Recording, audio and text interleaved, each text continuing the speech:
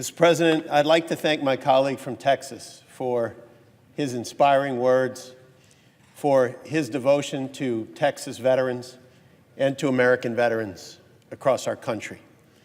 As we approach Memorial Day, this is a time to honor our fallen soldiers and to reflect on the enormous sacrifice that the men and women who were killed while serving this nation in uniform have made for us. I rise today to recognize the service and ultimate sacrifice of 4 Hoosier service members who gave their lives defending our country in the last year. The sacrifice of Ryan Lowery, Jonathan Hunter, Mark Bonner, and Clayton Cullen will not be forgotten. In July 2017, we lost Navy Corpsman Ryan Lowery. He died with 15 other service members when a military refueling aircraft crashed in a soybean field in Mississippi. He was 30 years old. Born in Anderson, Ryan was described as selfless and patient and humble. He played football at Shenandoah High School in Middletown, where he graduated in 2005. 2 years after graduation, Ryan joined the Navy and served our country in deployments to Afghanistan and Iraq. During his service, he earned a Purple Heart while wounded in battle. Last August, Army Sergeant Jonathan Hunter was killed in Afghanistan. Jonathan was born in Columbus. He was a man of faith who loved his country and his family. Before joining the Army, Jonathan played football at Columbus East High School. Then he pursued his dream of becoming a music producer before enrolling at Indiana State in Terre Haute. He left college to join the Army. He was 23 and just 32 days into his first deployment when he and a fellow soldier were killed in a suicide bombing attack on a NATO convoy in southern Afghanistan. Jonathan was posthumously awarded a Purple Heart, as well as a Bronze Star. In January, we lost Sergeant First Class Mark Bonner of the Indiana Army National Guard. Mark was born in Fort Wayne. After graduating from Elmhurst High School in 1993, he answered the call to serve his country. Mark enjoyed being at the lake. He was a fan of the Notre Dame Fighting Irish. He served in the Army and in the Indiana National Guard.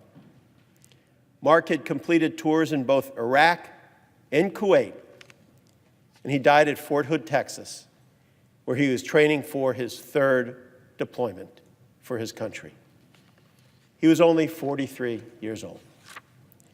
Also in January, we lost another Hoosier, Army First Lieutenant Clayton Cullen of Bicknell. Clay graduated from North Knox High School in 2011, where he played soccer and served as student body president. After high school, he earned a degree from Indiana University and was in the school's ROTC program. Clay was 25. He was 25 when he died when the helicopter he was aboard with another service member crashed at the National Training Center at Fort Irwin, California. Each of these courageous men has left behind family and friends and loved ones who miss them every day and miss them more tomorrow and even more the following day. As we pay tribute to these service members, let us also recognize their families.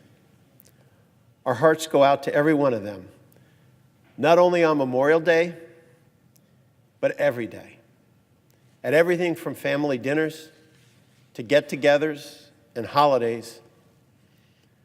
Someone's missing their husband or their brother or their son.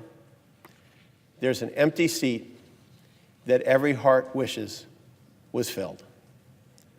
While nothing can ever fill the void left by the loss of these service members, their legacies live on through their families.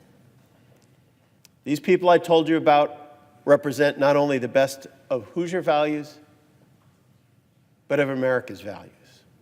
They served their country so that we could all be safe, so that we could all be secure, so that we could all have our freedoms protected. We grieve for them. We miss them. And I join every Hoosier in praying for their friends and families and fellow service members. On Memorial Day, we'll pause to commemorate the extraordinary sacrifice so many men and women in uniform from across our state and nation have made. Every day in conflict zones across the world, American service members put themselves in harm's way. We thank them for their courage and for their bravery. And we remember the patriots who lost their lives and exemplified the very, very best of what our country is and can be. One other note, I remember a few years ago, I was driving to Stark County, Indiana. It was early in the morning on Memorial Day. And I drove through the town of Walkerton, Indiana. And it was early in the morning. And in the town cemetery there were a couple of dads and moms and their children. And they were putting flags on every veteran's grave who had served our country and devoted their lives to our nation. And that scene that I saw was being duplicated in towns all across my state, all across our country. Because the one thing all of us as Americans understand is whether we live in Indiana or in Philadelphia or in Ohio, that there were young men and women from other towns and from other states who lost their lives to protect us, that we're all in it for each other.